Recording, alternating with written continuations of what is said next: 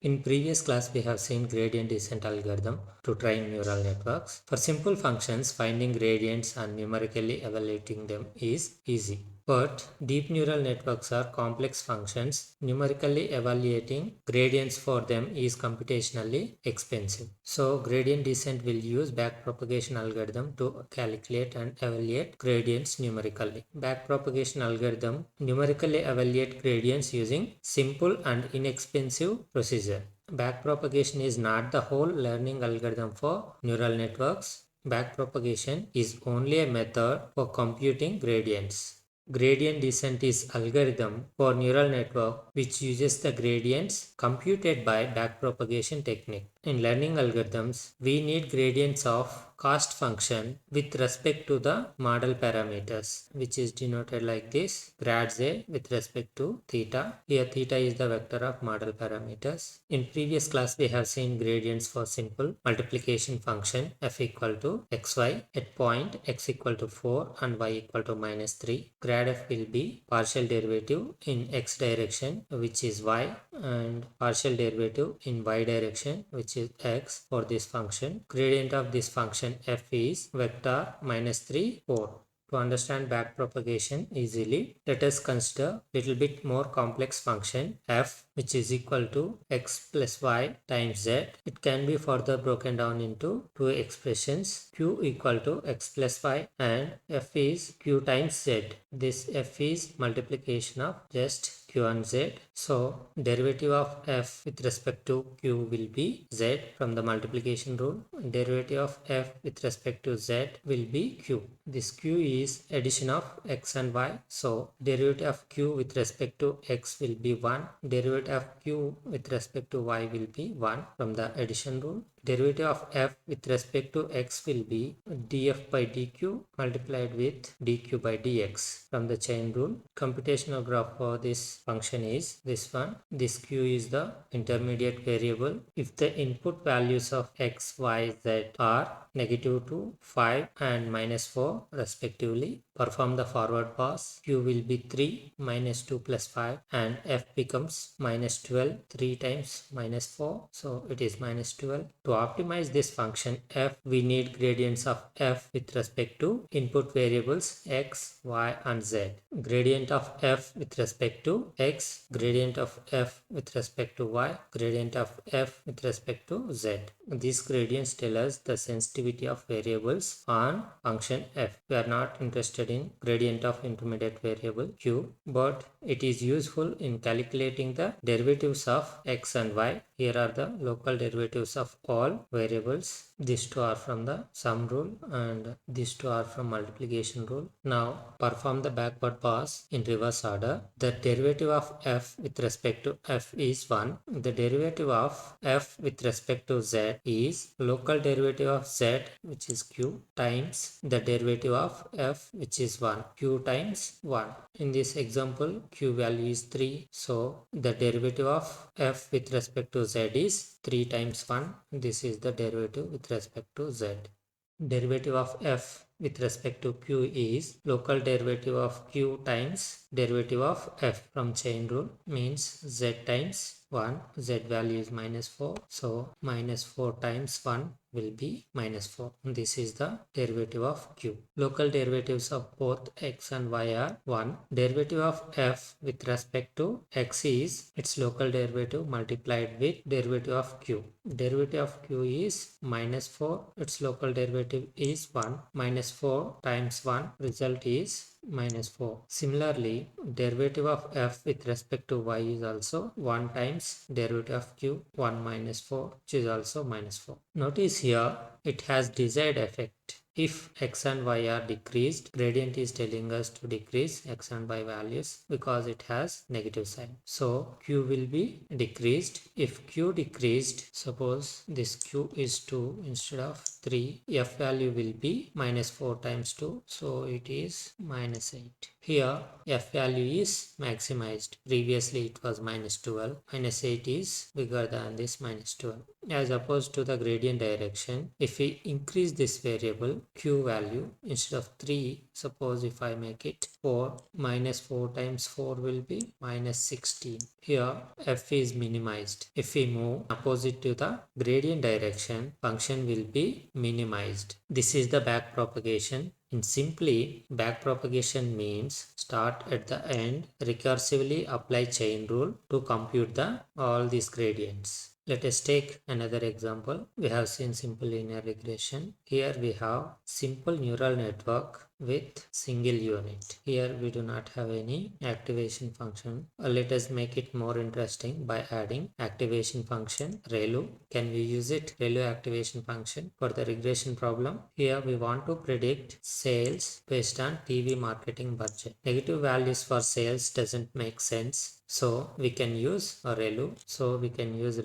No problem. Our network will be like this. One input variable and bias will be there. This is the activation function ReLU. Here y predicted is the activation from this neuron. Here we did use loss function, mean squared error. We need to minimize this cost function z. Its parameters are w and b because y predicted is function of this w and b. For that network, computational graph will be like this. First weight and input will be multiplied. S is the intermediate variable, holds the result of wx. Then this bias b will be added to this s and the resultant value is z. This z will be transformed using ReLU. The result is the activation of this neuron. So let us call it as A. Error E will be difference between original value y minus predicted value A, means which is the activation from this neuron. Here cost function J is mean squared error. We are giving single example, so it will be simply a square of this E. All these are the local derivatives. These local derivatives will be used while backpropagation.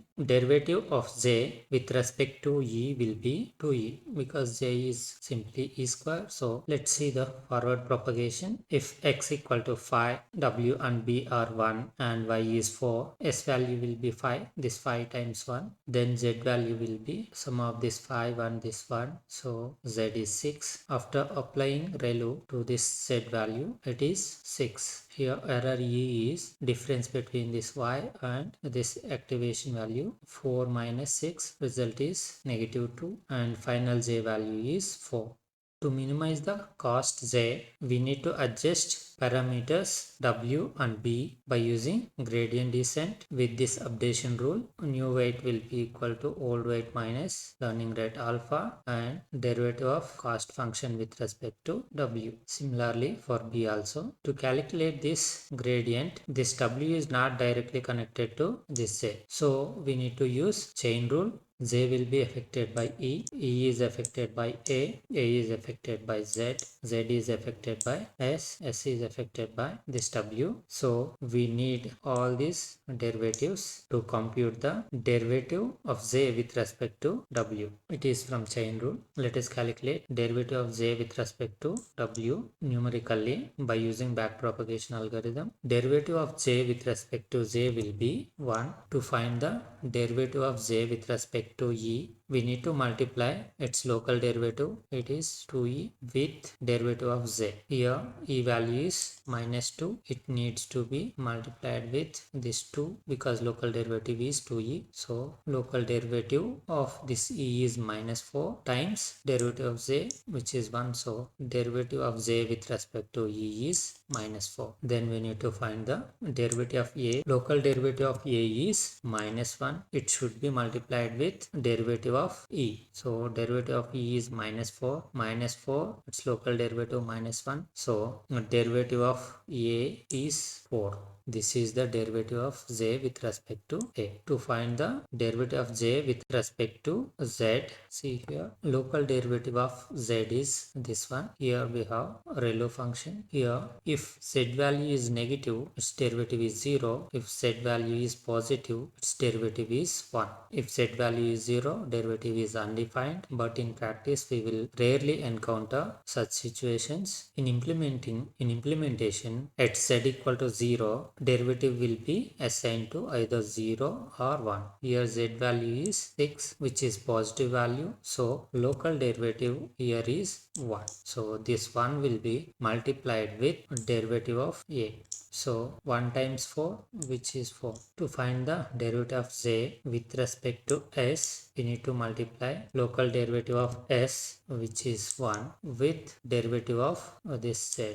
Derivative of z is 4, which needs to be multiplied with 1. So 1 times 4, which is 4. This is the derivative of z with respect to s. To find the derivative of z with respect to w, we need to multiply this local derivative with derivative of s. So this 4 needs to be multiplied with this x value. Here x is 5. 5 times 4, which is 20. So a derivative of z with respect to w will be this 20. Means we need to find all these derivatives in this path. To find the derivative of z with respect to w, we need all these derivatives. All these derivatives are calculated and they will be multiplied. Backpropagation means start at the end, recursively apply chain rule to compute all these gradients all the way back to inputs. Like that, we need to repeat for the bias B also. Suppose if you have sigmoid activation function instead of ReLU, here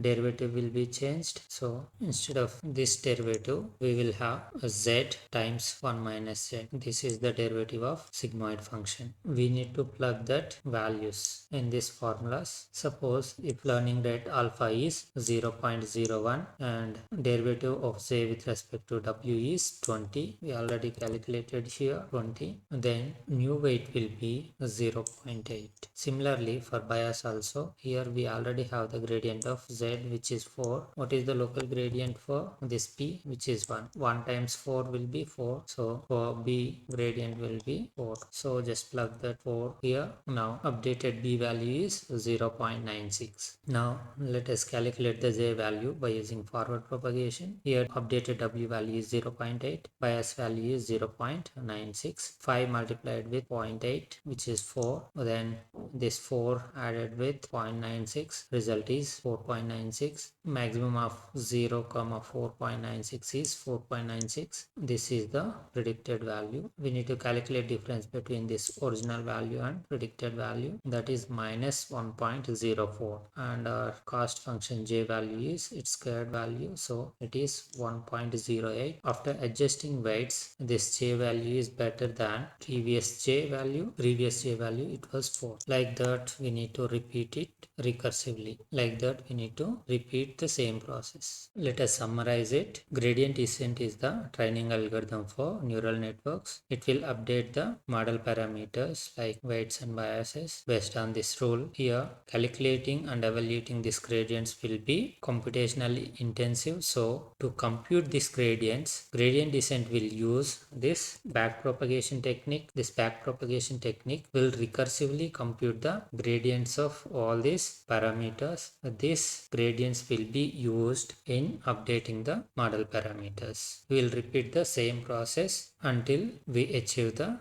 desired accuracy. In the next class, we will see activation functions in more detail.